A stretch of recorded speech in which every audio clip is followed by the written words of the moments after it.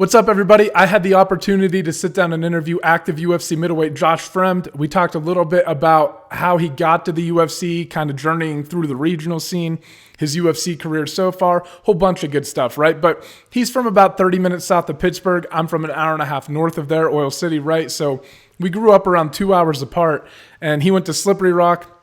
I went to Clarion. Those are sister schools, so we had that in common. And man, just want to emphasize how cool it was for him to come on and take a chance and do this podcast. I mean, I'm running it out of my house in my basement. So for him to come over, take the time, sit down and interview with me, super appreciative of that. And yeah, man, I think you guys are going to see throughout the episode, very cool guy, very laid back, and very thoughtful and methodical about his approach, which I think is very important in MMA. So yeah, hopefully you guys enjoy. If you do me a favor, hit the subscribe button, give it a thumbs up. Let me know what you think in the comments, all that good stuff. And otherwise, man, yeah, enjoy.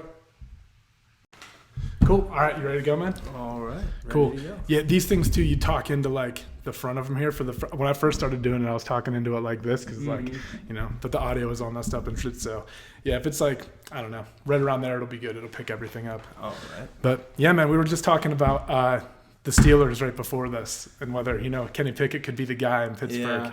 Man, I hope he is. I don't know if he is. Yeah. It's, like I said last year, I was dead set on it. This year, got me questioning some things. But he'll turn around, hopefully. Yeah, I think so, man. I don't know. I just think that like, well, you're from Pittsburgh. And like, where exactly at in Pittsburgh? So I grew up about 30 minutes south of Pittsburgh in Connersville, Pennsylvania. Okay. And then I went to Slippery Rock for school. And then right after college, I moved down into the city in Shadyside. Dang, I was teaching kickboxing classes. Oh, so see, how do you like, okay, so I'm always curious about this. How do you get into like martial arts in the area that we're from? Because I'm from like an hour and a half north of Pittsburgh, but man, it just feels like there's not a lot of options. And it's just now the scene there is starting to pick up a little bit. Yeah, so. That's the thing. Like, that's kind of what made me move out west was just the opportunity, I guess, for MMA. And it's huge in Pennsylvania wrestling. So if you need anything wrestling-wise, anything jiu-jitsu-wise,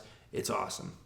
I had a great boxing coach there, so boxing was pretty awesome. But what I was missing was the kicking aspect. And I needed to get somewhere bigger where there was more coaches, more people.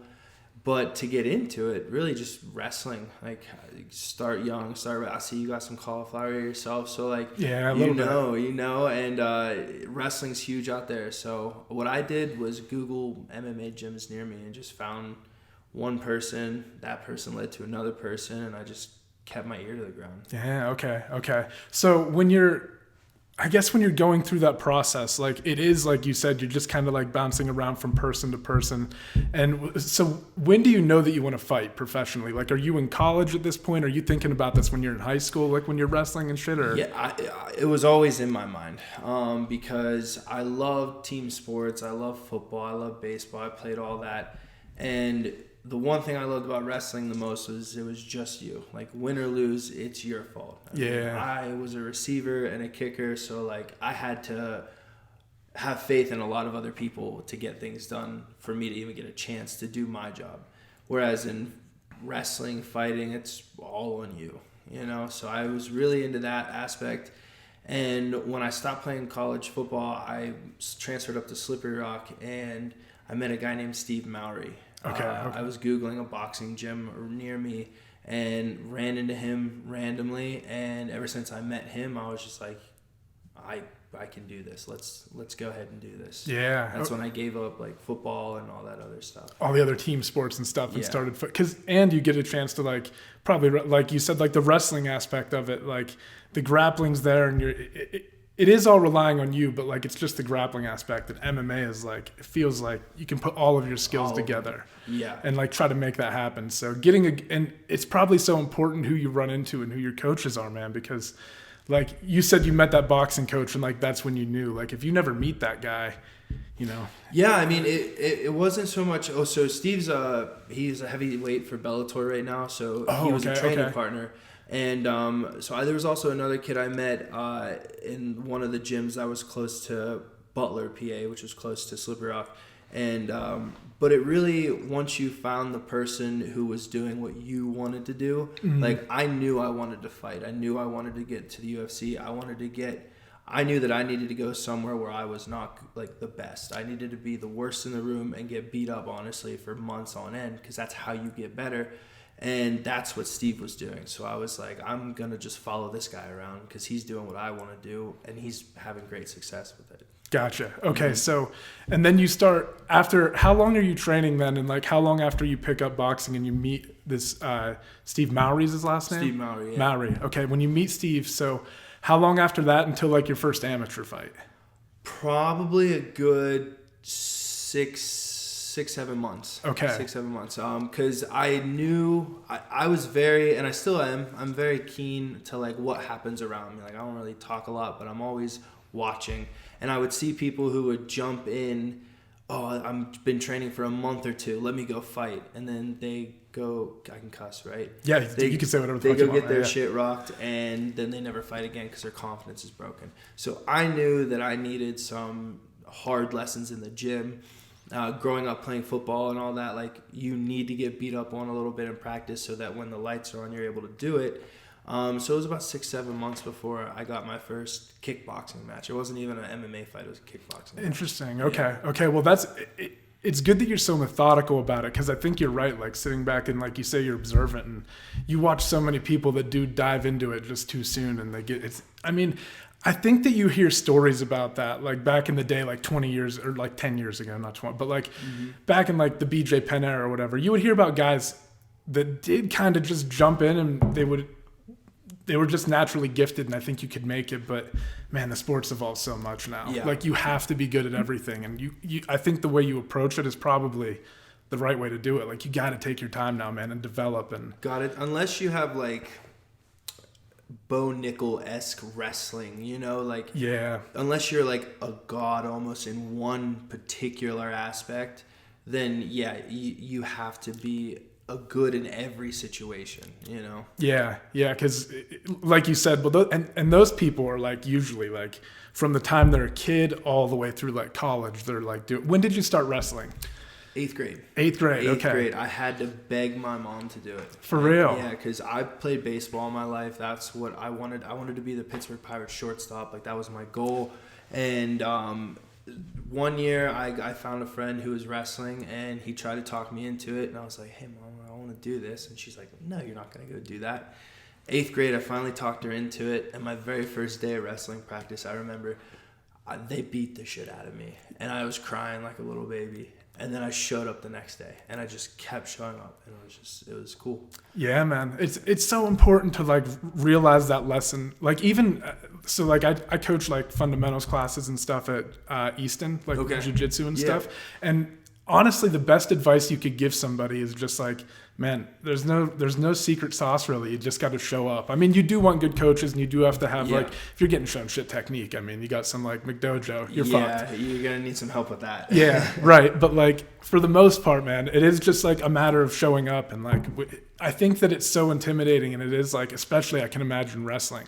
I mean, people come into jiu-jitsu and they like find it intimidating, and wrestling is like a whole different animal. Like the way that the intensity, I feel like every time I have a wrestler that comes into class, we always have to like tone them down. I'm like, dude, you're training with 40-year-old hobbyists. You know what I mean? This isn't their life. Like, just gotta take it easy. Chill. Yeah. So, yeah, man. But going through okay, so you're fighting these amateur fights, and then when do you get your first professional fight book? Do you know how long after your first amateur? Yeah, I took my entire college as an amateur.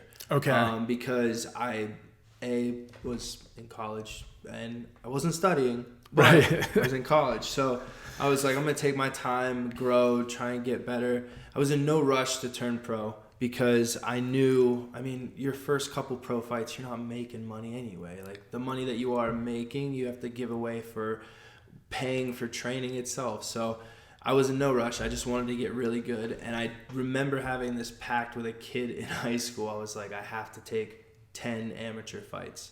Because if I do less than that, then 10 for me was a good number. Like, okay, can I do this? I know I want to do it, but can I do this? So at 8-2 as an amateur, I was like, okay, I think it's time. I think it was time. Yeah, you think you can take that leap then. So you had 10 amateur fights before you turned pro. And 6 amateur boxing matches and 4 amateur kickboxing matches. Damn. Okay. So yeah, you really like put the work in on the amateur scene then before making that leap up to pro. Yeah. Do you feel like that prepared you well? Like, did you feel like when you went pro, For me, for sure, because I came from a baseball and football background. Like, I wrestled a little bit in high school, but compared to people who grew up wrestling, like literally grew up wrestling, I was behind on a lot of things. And I was a scrawny kid. Like, I needed to learn how to fight, how to defend myself, how to punch and all that. So I personally needed that time. And I'm glad I took that time. Yeah, man. I think that's, like I said, like just the smart approach, like being patient with it, like not jumping into the deep end too soon. Because like, I feel like too, if you get knocked out bad or something early on in your career, even, it can have like long-term consequences. You know what I mean? So yeah, you want to make sure that you're prepared before you start diving in. So I guess, how do you go from fighting on like the Pittsburgh scene? You end up signing with LFA eventually, and they're like, I mean, I think they've fed more fighters to the UFC than like any regional organization. I'm pretty sure. Yeah, they're number one. Yeah, man, and they like do. I think, are there events mainly out here in like they're like Dakotas and everywhere. So they're all over the country. Yeah, they're in New York. They're in out here, obviously out west in California. They've been going to Brazil. They've been in Mexico. So it's now global. So damn, they just keep getting bigger. Yeah. So is LFA? I get this like confused. Is LFA the regional scene then technically still? Because I was gonna say, is the regional like term throws me off all the time. Yeah, it's technically considered regional, but it is global. It's almost like a terminology. It makes kind of sense, but not really. Yeah, but so when you go to LFA, I guess, are you fighting or are you training in Colorado before you signed with? That was the whole thing. I watched Cody Garbrandt, who came up through Pittsburgh. He's an Ohio guy. Yeah. Steve Mowry, he followed Cody Garbrandt, and he had an opportunity to go train with Jared Rosholt down in Texas. Then he met some people, and then he ended up training in Florida at Black Zillions. Long story short, Black Zillions now Kill Cliff. So he left Pittsburgh to go big fish, little pond. You need to go to a bigger spot, right? Mm-hmm. And that's kind of where I pretty much copy and pasted it. I was like, I need to do the same thing. My last couple amateur fights, I went down to Florida and trained with Steve and all them, came up, and I thought that was going to be like, I'm going to Florida after this, you know? Some things happen. I get in some trouble after college. I have to stay back home. So I'm like, all right, let's rack up some fights and get a good record, then we'll get out of here. My ex at the time had an opportunity to come out here for work in Denver, and I was like, well, I had a friend who was from Cleveland who came out here, and he's having great success. He talks nothing but great things about this place. So I was like, all right, let's go give it a try. My first 3 days, I fell in love here. I don't know if I'm ever going to leave this place. I think Colorado is like the best hidden gem that no one's ever told me about. So that's how I ended up out here. And then I got injured, broke my face, tore my knee, had 2 years. COVID came around. So I'm like just training my ass off. Like, when am I going to fight? And then eventually, like during COVID, I got the opportunity to fight for LFA, and it was history from then. Yeah, man. Yeah, so. How do you meet up with how do you decide on Factory X? Are you bouncing around from gym to gym while you're visiting out here? No, I've never been. I've been out here for 4 years now, and I've never stepped foot in another gym.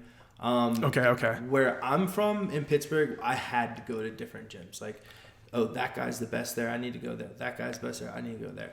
And it's more of just a loyalty thing, I think, out here, is that I am with a group of people who are like-minded as me. Everyone's at the gym every day. Everyone hits their necessary classes, their strength conditioning. So all the best come here. So I'm not saying there's none elsewhere. It's just in my weight class that I've looked around and seen, I think Factory X is the best for me right now. Yeah, man, that makes sense.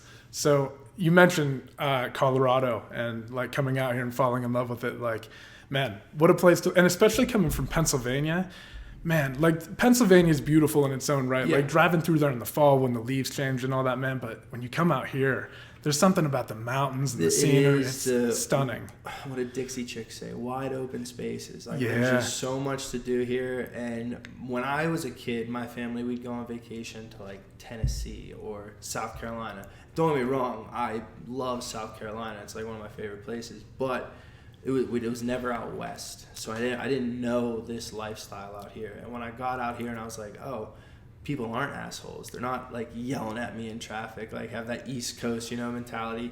So I'm like, because I always thought California would be for me with how like laid back I am, but no, this place is perfect. Yeah, man. It's kind of like in the middle. Like California is a little like extreme, it feels like, and then you come here and it's got that nice middle ground. Yeah, man. You mentioned like, there is this mentality on the East Coast, and I don't know what it is, but people are definitely like more, I don't know how to explain it, man, just more like abrasive about things. Like they're more argumentative, they're more confrontational and shit. Like it's just everything's squeezed in such a small space, and there's so many people there that you kind of got to be a dick to get your way. Yeah, man. It probably like, that's such a good point, because back home, you really will drive like stretches of 45 minutes before you hit a little town, and then it's like a town of like 10, 12,000 people, and like and it gets a little more populated as you get towards Pittsburgh and stuff. But yeah, man, I think you're right. There is something about like, we talk about this all the time too when we go home. Like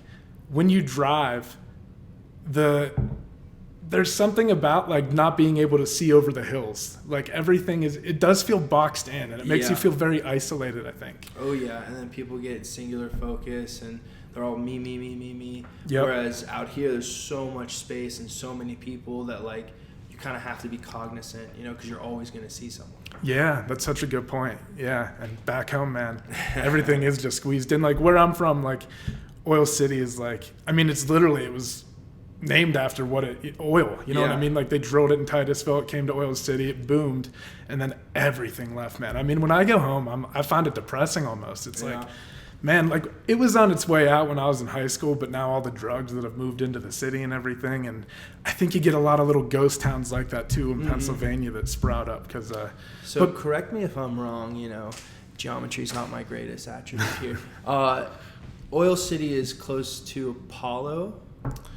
I don't know where Apollo is. Okay. It could be. Because I swear I've ridden through Oil City once, maybe coming back anywhere close to IUP or... Yeah. IUP, okay, I remember going to an MGK concert at IUP. And I think we drove through Oil City. All right. Yeah, I went to a Big Sean concert at IUP. They would always put on those like weird ones, you know what I mean? That's great. Actually, like, I went to Clarion, like, which is pretty close to like Slippery Rock relatively.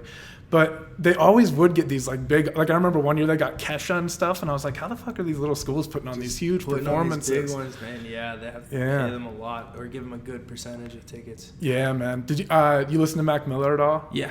He was the first concert I ever went to, and Clarion put it on like right before it blew up. Yeah, it was cool. That is sweet. Yeah, I think I was like a freshman or sophomore in college, but yeah, man, it was pretty sick.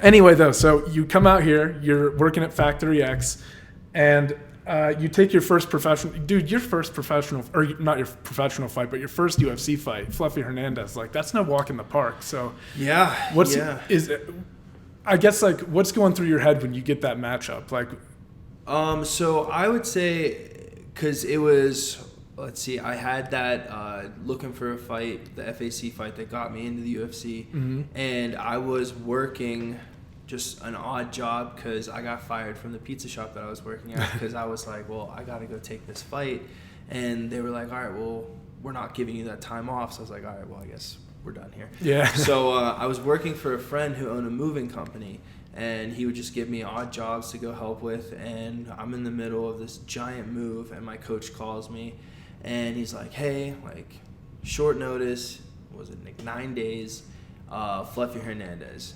And I was like, hell yeah. I mean, I wasn't in the greatest of shape. I was not eating the greatest. I was still kind of riding that high from the FAC fight. But I was like, when you look at it logistics-wise, winnable fights. In the UFC, you're not going to get fights that are 70-30, 80-20 like you are on the regional scene or the local scene. but you want to get it as close to 50-50, giving each guy an opportunity, you know. And I felt with that fight, even though I wasn't in the greatest of shape, I had a chance to win that fight. And I felt like I fought my ass off. You know, Fluffy is an absolute dog, so like not taking nothing from him. But that was a fun introduction to the UFC, man. I've never fought so hard in my life. I was never put under that pace before, and it kind of woke my eyes up. I'm like, oh, big boy league, all right. Yeah, that jump. Like, you always hear about, like, the jump from, like, college to the NFL. I gotta imagine that jump from, like, the regional scene to the UFC is, like, because it's not even like you're going from the UFC to, like, even Bellator, man, or regional to Bellator. You're jumping from, like, and dude, like I said, like, Fluffy is, like, a very, like, that's a very tough fight to take on your first fight in the UFC. But when you're weighing the odds, too, you got to think, too, they favor, like, you know, Dana White especially loves when people jump on those short notice fights. Like, he respects that shit. So. And, like, I've had success with short notice fights. Like, a lot of fights that I've had are short notice. But since moving out here, that doesn't matter because I'm training every single day. Like, it literally is my job. So that is what I'm doing every day. And, yeah, now, like, I've gotten it down to where my diet is, there is no change in my diet. Like, I can just substitute some things, but I'm ready on a week's notice anymore. Like, I don't have the fluctuation of weight that I used to do because now that I'm able to focus 100% on it. Yeah, it's the professionalism aspect of it, man. I think so many people overlook that shit, but, like, it's super important just to, like, you have to be crossing your T's and dotting your I's at that level, man. So. So now, like, when you're getting ready for a fight, are you watching film, or your coach is watching film for you, and you're just, like, going off what they say? A little bit of everything. Yeah. I watch film, but I don't dive into the film like crazy because I don't want to worry about something so much. I need to worry about what I'm going to do. If I focus too much about, like, I know my last fight with Roman, I was so cognizant of that left kick. I was worried about it every day at practice, training. What was ultimately my demise? That left kick, that left body kicks that I didn't see. So, like, anymore, it's like, yeah, I want to know what they're going to do, but I'm not going to put so much emotional stock into it because then you kind of let it fuck yourself in the mind. Yeah, isn't that correct? It's also interesting like, you'll see different fighters take different approaches to that too. Mm-hmm. So, and I mean, like, obviously I cannot attest to doing it at that level, but, like, I'm the same way about, like, jiu-jitsu competitions. You know what I mean? Like, I'll be doing, like, some small little local thing, and I'll, like, be looking at the bracket, and then I'll start looking the dude up on YouTube, and then you psych yourself out, and I'm like, exactly. Oh my God, man, I'm doing a local jiu-jitsu competition, and I'm, like, having, like, a heart attack in the shower, and it's like, calm down, man. And these dudes look bigger on camera, so, like, it's hard to, you're like, oh, that dude's jacked, oh, he's fast, oh, he's this, he's that, when he's not. He's a human, just like you. Mm-hmm. You might have better attributes in some aspects, but you have others. That's why it's MMA. It's a full spectrum of things. So, yeah, I try not to put too much stock into it anymore. Yeah, and then you get other fighters that are like, they'll, like, watch the film and dissect everything about it, and I'm like, I guess to each their own. I think it is, like, that's the beautiful thing about fighting too a little bit is, like, man,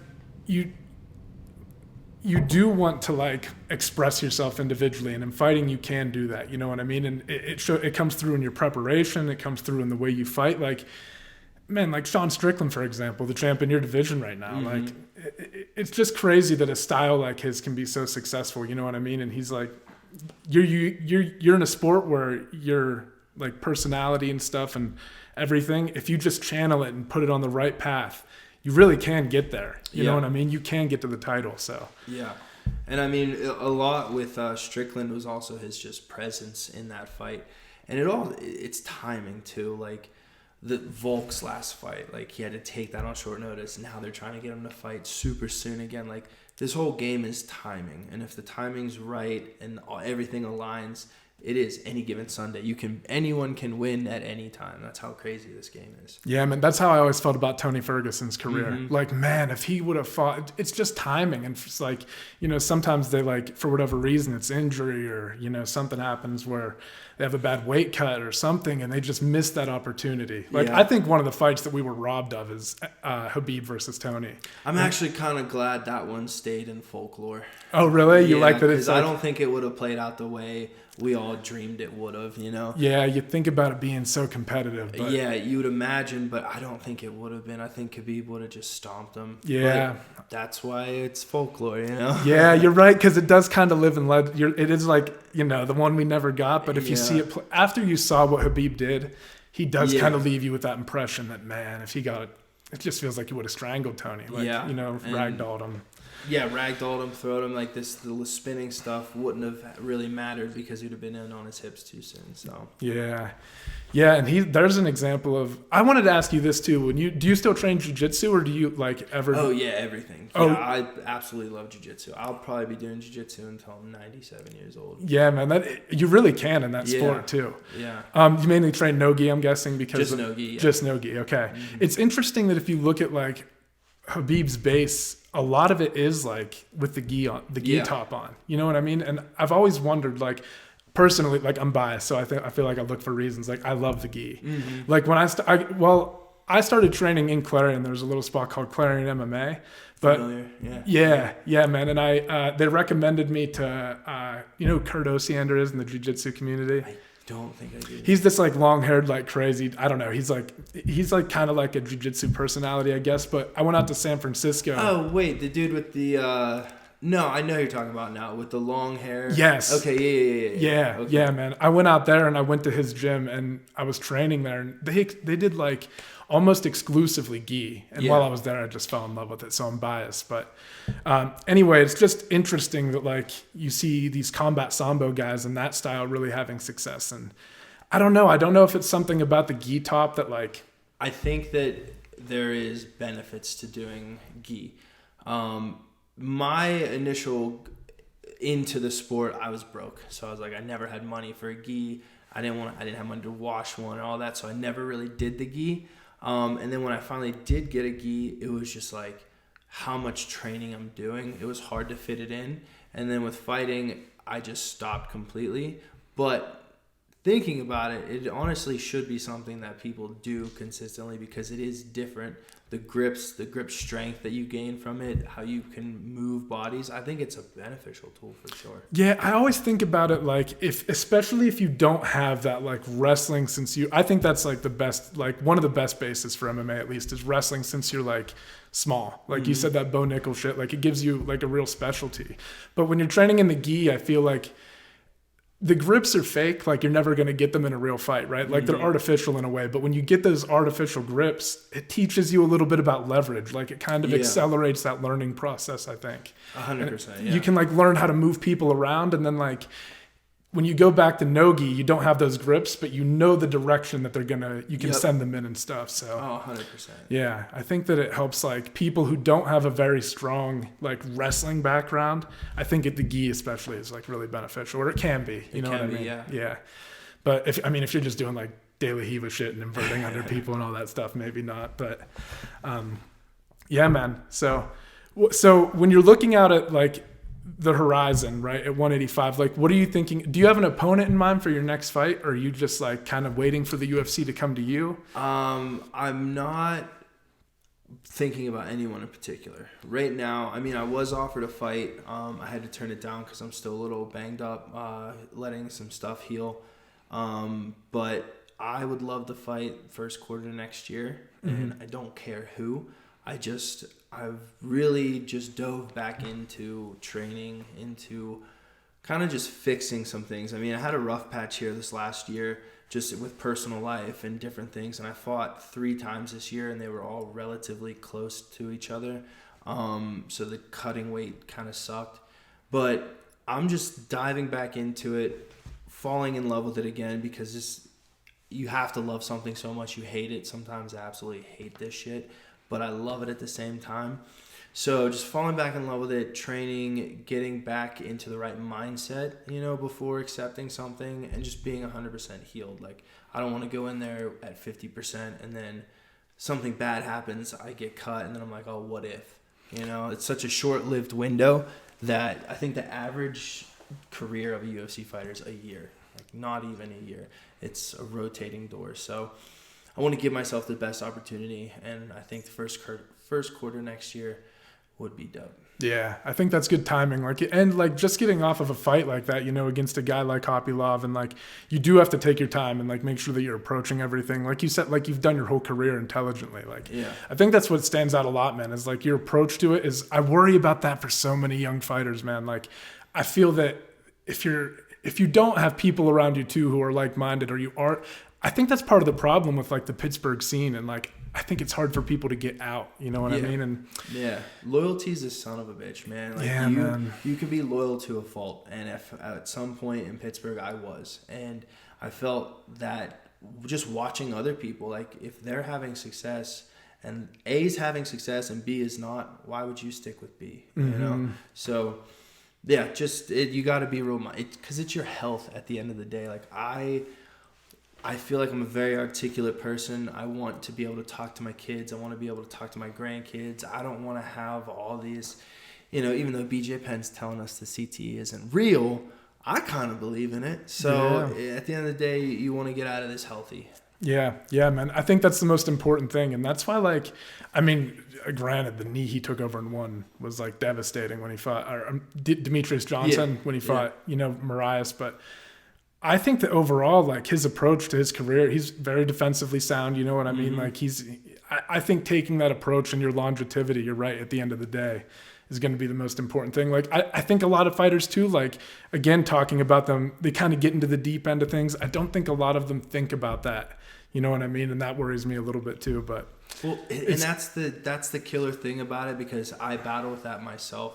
Like, it's kind of like practicing football or anything, or playing football or any other sport. Like, you can't half-ass it, or you are going to get hurt. And you can't have a plan B, because if you're giving a percentage to plan B, you're worried about, all right, well, what about after this, or what about this? Then you're not really giving 100% on A, so that's why you might be slipping up on A.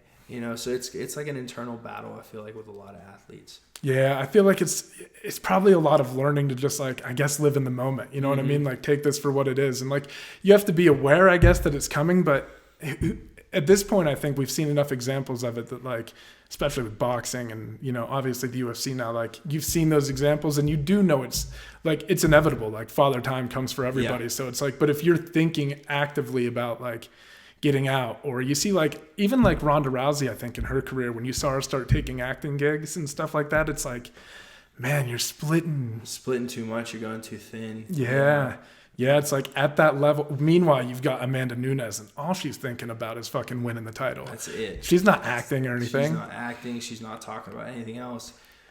And it's crazy because I've seen so many people who are able to do that, like able to stretch themselves thin. They're able. John Jones, able to party the week before on a huge event, a huge title fight, and he crushes it. And then you have people who do 8-week camps, 10-week camps, everything perfect, cross their T's, dot their I's, and they still lose. Like, this game is so, there's just no real answer to it. Yeah, there is no just straight cut path. Like, when you go through, like, if you want to get to the NFL example, for example, like, you would start playing like youth football, and then by the time you start developing and like you kind of like your genetics start kicking in and you become who you are, you're like, okay, I'm going to be a linebacker or a lineman, or like, and then you hone that in, and then they take you to the college level. Then there's a very clear cut process to get where you want to be. And it's not like that in MMA, man. Like, there's so many different answers. And I think so many people are still trying to, like,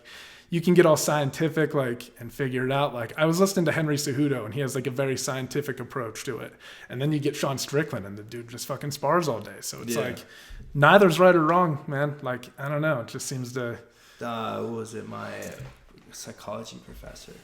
Different strokes for different folks. Different things work for different people. I was just talking about this with my teammate today, because he has like, well, if I train so long, I get burnt out, and then by the time I get to the fight, mentally I'm not there. So, like, some people need that training, some people don't need that training. I don't know, man. I'm still figuring it out myself. Yeah, man, it's crazy. It's like, dude, I see your Goku shirt. Dragon Ball Z fan. Oh, big time. But thinking about that, it's like, I always love, like, going back. My wife and I are watching it right now. And we're like, we just got to the Boo saga. And I was like, you got to watch it. You got to watch it. And she finally like agreed. Then she got hooked on it. But anyways, it's crazy watching stuff like that. Cause as a kid, you're just thinking like, oh, they're badass. Like they're turning into Super Saiyans.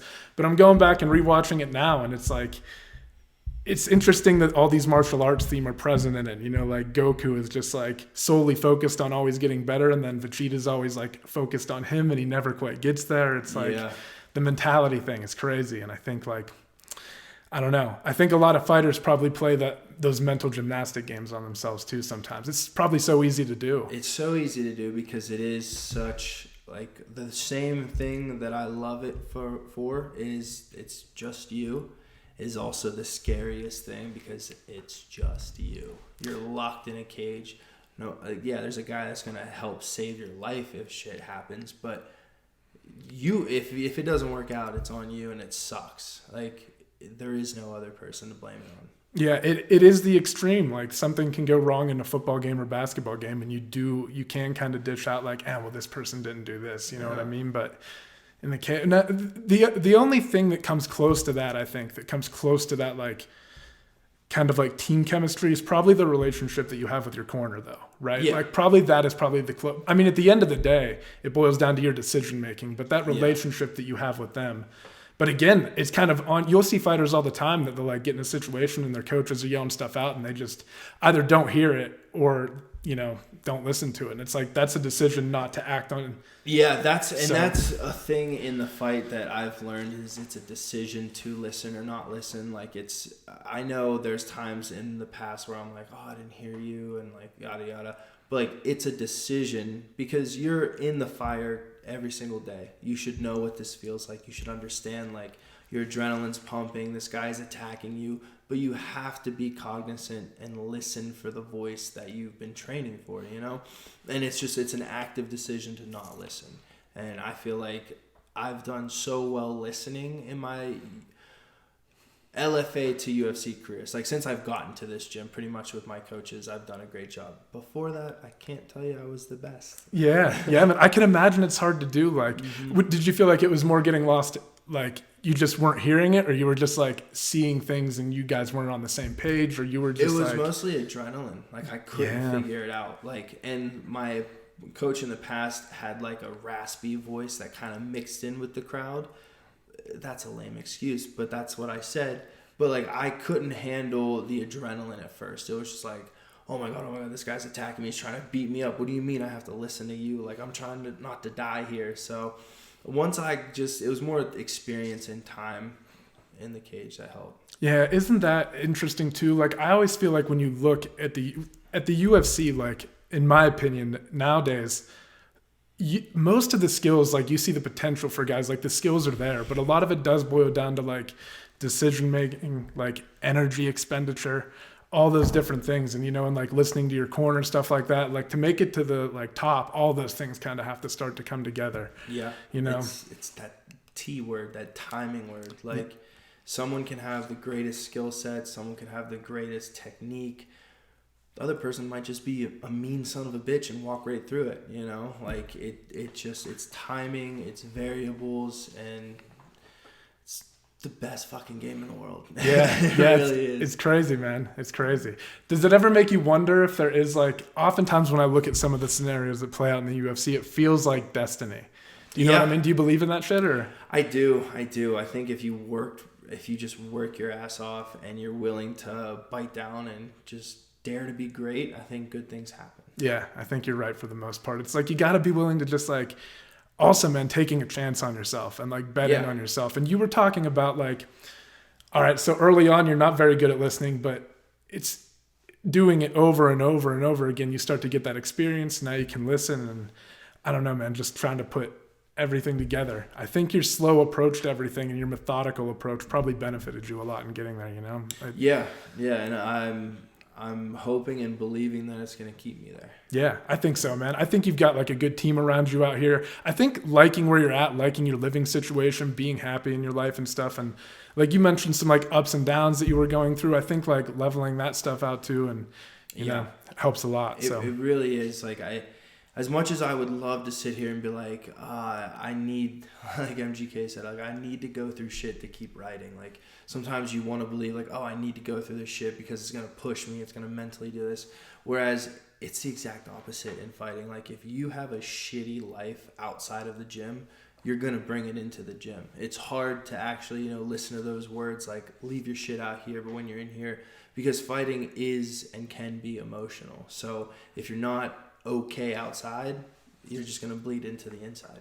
Yeah, I saw something that I think AKA and like Khabib's camp and stuff, I think they'll do like mental evaluations on their fighters sometimes before and they'll be like, are you having a good day today? And if they're like, they're like, no, you're not training then. You know what I mean? So that is like important. And I don't know. It makes me, oftentimes, like not all the time. And like, there's exceptions to it, obviously, but I noticed like John Jones obviously like has a family, but he's a little bit wild and shit, right? But like Demetrius Johnson, I keep coming back to him, but he's like a very good example. Like he's a father, a husband, like he has all these things going on. And I feel like for some people that structure's very necessary. Yeah, you know what I mean? Yeah. And I think with Demetrius, what he's done a really good job as, not only is he is the greatest almost, he doesn't let fighting take over his identity. I think that's a huge thing for fighters. If it's your only identity, then you're going to have a crisis because you don't know. And it goes back to that thing, like having 1 foot in, 1 foot out the door.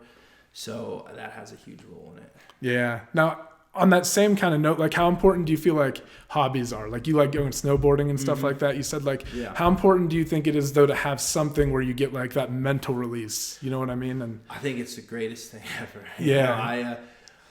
When I lost to Gregory Rodriguez for my LFA title fight, I was distraught. I didn't have hobbies before that. Like I didn't like to really do anything because I was so solely focused on this one thing that I started going back and listening to different podcasts. Like I remember Luke Rockhold said that he can't train nonstop 8 weeks straight. He needs an outlet. He needs to be away.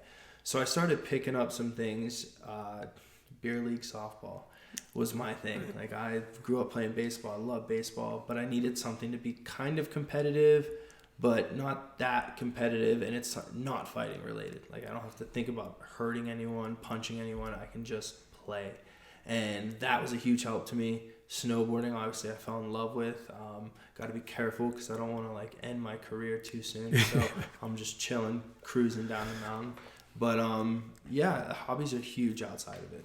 Yeah, because it's like, and it's also interesting. Like I noticed the things that you picked are like they're like athletic endeavors a little bit. You know what I mean? I think that it's important to do that because when you're doing like you would know, but like when you're doing something like jiu-jitsu or fighting obviously being the most extreme, like you're not thinking about anything outside of that. And if you're snowboarding down a hill, I highly doubt you're thinking about anything but snowboard. I mean, I don't know. Maybe your mind can drift a little bit. It depends on what kind of vitamins I'm taking. Yeah.